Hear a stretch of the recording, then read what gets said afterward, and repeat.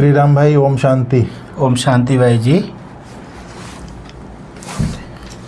भाई जी, आज का तारीख है 20 और आज के बाबा के मधुर महावाक्य हैं।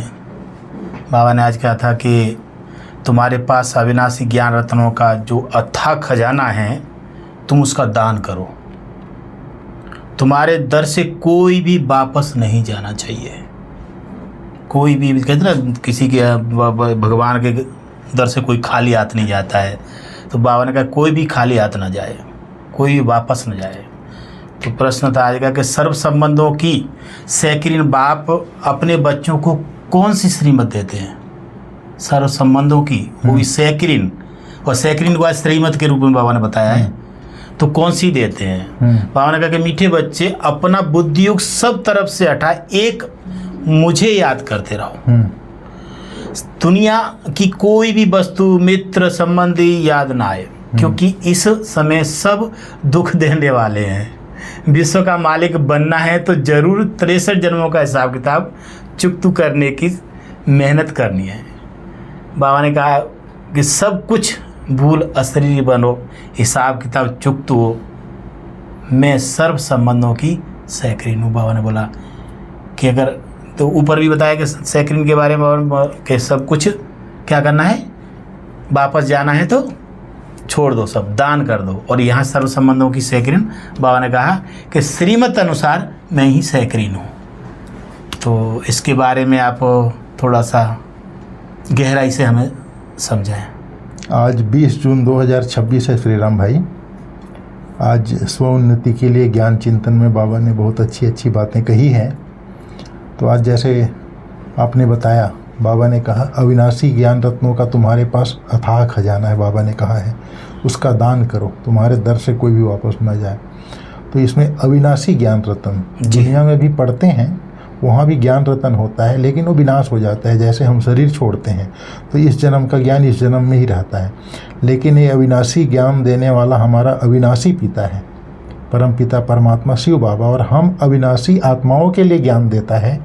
ये ज्ञान जो हम एक बार धारण करते हैं वो हमारा 21 जन्म चलता है। तो ये अविनाशी ज्ञान रत्न बाबा हमको देता है। इसका अथाह खजाना बाबा ने हमको दिया है। तो उस जो खजाना हमको मिला है, बाबा कहते हैं ये खजाना हर किसी को बांटते जाओ। तुम्हारे दरवाजे पर कोई भी आए, दर माने दरवाजा, जी। कोई भी आए, इस अविनाशी ज्ञान रतन परमात्मा पिता आ करके सबको सुख शांति का वर्षा दे रहा है। यह संदेश आपके दर से कोई भी लिए बिना वापस न जाए, नहीं जाना चाहिए। फिर आपने जैसे बताया सर्व संबंधों की सैकरीन बाबा है। अपने बच्चों को कौन सी श्रीमत देता है बाबा? सर्व संबंधों की सैकरीन बाप अपने बच्चों को कौन सी श्रीमत देते हैं? सब तरफ से बुद्धि योग हटाए, मुझे एक बाप को याद करते रहो, बाबा कहता है। तो ये मित्र संबंधी, मामा, चाचा, काका, ताया, ये देह के संबंधी है। जी। हमको पढ़ाने वाला कौन है? अविनाशी बाप है, अविनाशी ज्ञान रत्न देता है, और हमको आत्मा समझ करके परमात्मा बाप, आत्मा का सर्व संबंधी परमपिता परमात्मा शिव बाबा है। और ये बाकी ये जो मित्र संबंधी हैं, कोई भी वस्तु है, ये शरीर के नाते से है।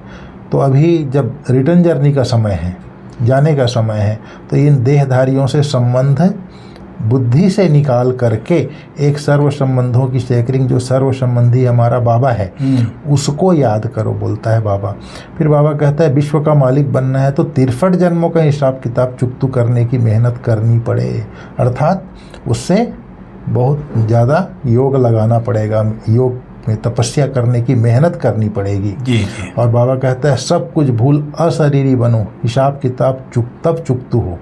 फिर बाबा कहता है मैं सर्व संबंधों की सैकरीन हूँ, सर्व संबंध का मिठास है मेरे अंदर।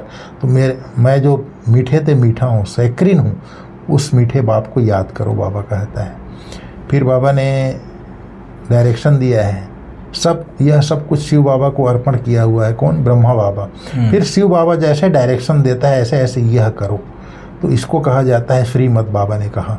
फिर बाबा ने कहा बाबा जो सैकरीन है, जिससे सर्व संबंधों की रचना मिलती है, इसलिए बाप कहते हैं मामा काका चाहे सबसे बुद्धि घटाए, मामे कम याद करो। तुम गाते भी हो बाबा के लिए, गाता है बाबा, दुख हरता सुख करता, सर्व का सदगति दाता एक है, वही हमारा सब कुछ है। तो सर्व संबंधी हुआ ना। फिर बाबा ने कहा बाबा कहते हैं हे बाबा, बाबा ने कहा बच्चों को, हे बच्चे कहते हैं हे बाबा तुम्हारी गतमत न्यारी है, तुम्हारी जो श्रीमत मिलती है वह भी न्यारी है। बाप को कहते ही हैं गति सदगति दाता परम पिता परमात्मा, तो बुद्धि ऊपर में जाती है। दुख के टाइम उनको ही याद करते हैं, किसको? परम पिता परमात्मा को। तुम तो पुकारते हो उस एक बाप को, सिवाय एक बाप के कोई भी साकारी मनुष्य व आकारी देवता से बुद्धि योग नहीं लगानी है। पतित पावन है ही एक बाप।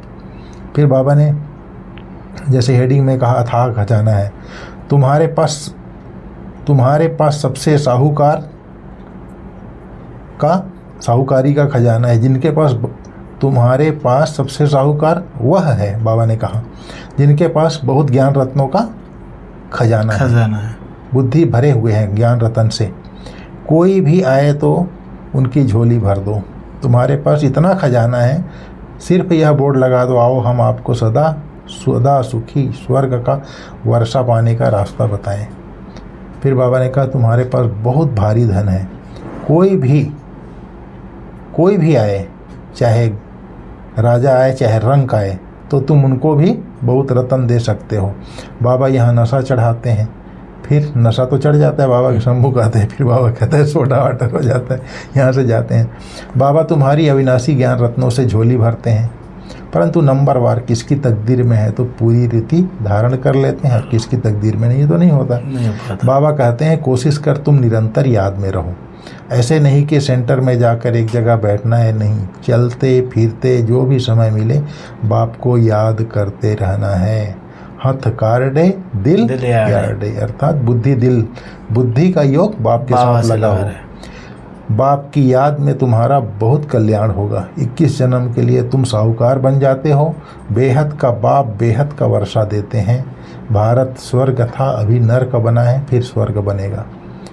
बाप कहते हैं, शिव बाबा कहते हैं, अब मुझे याद करो तो तुम्हारी आत्मा सतो प्रधान बन जाएगी। बाप को याद करेंगे तो नशा चढ़ेगा। जैसा धनवान, तुम्हारे जैसा धनवान इस सृष्टि में कोई नहीं है। बाप ही याद नहीं होगा तो धन कहाँ से आएगा, बाबा ने कहा। फिर बाबा ने कहा बाप इनमें प्रवेश कर कहते हैं अब तुमको घर चलना है। मुक्ति सब चाहते हैं, परंतु मुक्ति को जानते कोई भी नहीं। ब्रह्म में लीन तो कोई हो नहीं सकते, बाबा ने कहा। तो यहाँ तो सृष्टि का चक्र फिरता ही रहता है, सबको पार्ट बजाना ही है। वर्ल्ड की हिस्ट्री ज्योग्राफी रिपीट होती है। यह अनादि बना बनाया ड्रामा है जो चलता रहता है, 84 जन्मों का पार्ट बजाना ही है। फिर बाबा ने कहा शंकर को डमरू दिखाते हैं। बोले अभी बाबा ज्ञान का डमरू बजा रहे हैं हमारे आगे। तो इस तरह से आज मुख्य पॉइंट्स बाबा ने कहा तुम बंदर मिसल बन गए ना, इसलिए बाबा आपकी बुद्धि को पलटा रहे हैं ज्ञान का डमरू बजा करके। तो आज क्या बाबा ने बोलो धारणा के लिए भी आज बहुत अच्छी पॉइंट निकाली कि बाप ने जो अथा ज्ञान धन दिया है उसे धारण कर स्वयं को साहूकार बनाना है और सबको दान करना है। जो भी आए उसको झोली भर देनी है। दूसरा पॉइंट बाबा ने बताया कि बाप की याद से ही कल्याण होना है। ये सबसे बढ़िया बात है, बाप की याद से ही कल्याण होना। इसलिए जितना हो सके चलते फिरते बाप की याद में रहना है। सर्व संबंधों का रचना एक बाप से ही लेनी है। कोई भी कुछ भी हो, चाहे व्यक्ति वह वो कुछ नहीं लगे, सर्व संबंध क्या रस जो मिलता है बाबा से ही मिलता है। आज का वरदान है सदा बिजी रहने की विधि द्वारा व्यर्थ संकल्पों की कंप्लेन को समाप्त करने वाले संपूर्ण कर्मातीत हो। संपूर्ण कर्मातीत बनने में व्यर्थ संकल्पों का तूफानी बिगन डालते हैं। इस व्यर्थ संकल्प की कंप्लेंट को समाप्त करने के लिए अपने मन को हर समय बिजी रखो। समय की बुकिंग करने का तरीका सीखो। बिजी रखने के लिए मैंने बुकिंग कर दो समय को, तरीका सीखो। सारे दिन में मन को कहाँ कहाँ बिजी रखना है यह प्रोग्राम बनाओ। रोज अपने मन को 4 बातों में बिजी कर दो। 4 बात कौन सी बताई बाबा ने? पहला बाबा ने बोला मिलन माना रूरिहान। दूसरा वर्णन माना बाबा का सेवा करना, ज्ञान सुनाना।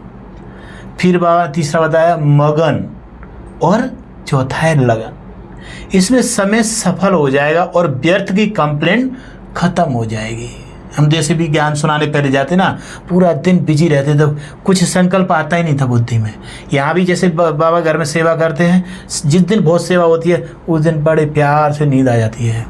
तो बाबा ने कहा ऐसे 4 प्रोग्राम बना दे। तो अभी आज का स्लोगन है, सफलता को परमात्म बर्थ राइट समझने वाले ही सदा प्रसन्न चित्त रह सकते हैं। सफलता माना भगवान ने दिया हुआ है, तभी हम क्या करेंगे, प्रसन्न चित्त रह सकते हैं। क्योंकि आज बाबा ने, मैं एक बात और सुन रहे, जैसे होता ना महिमा को हमें कभी स्वीकार नहीं करना है। हमारी जो भी सफलता है उसको स्वीकार नहीं करना है कि हाँ मुझे सफलता मिल गई। सब क्या है, ये भगवान का बर्थ राइट है। हाँ, इस महीने का अव्यक्त इशारा चल रहा है कि सदा हर्षित रहने के लिए अपने नेचर को सरल बनाओ और सहनशील बनाओ।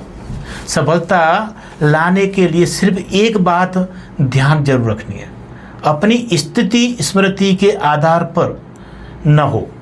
कई बच्चे कर्तव्य के फल की इच्छा ज़्यादा रखते हैं, इसलिए जब स्मृति नहीं होती तो स्थिति क्या होती है, हलचल हो जाती है, निंदा होती है तो निधन के बन जाते हैं।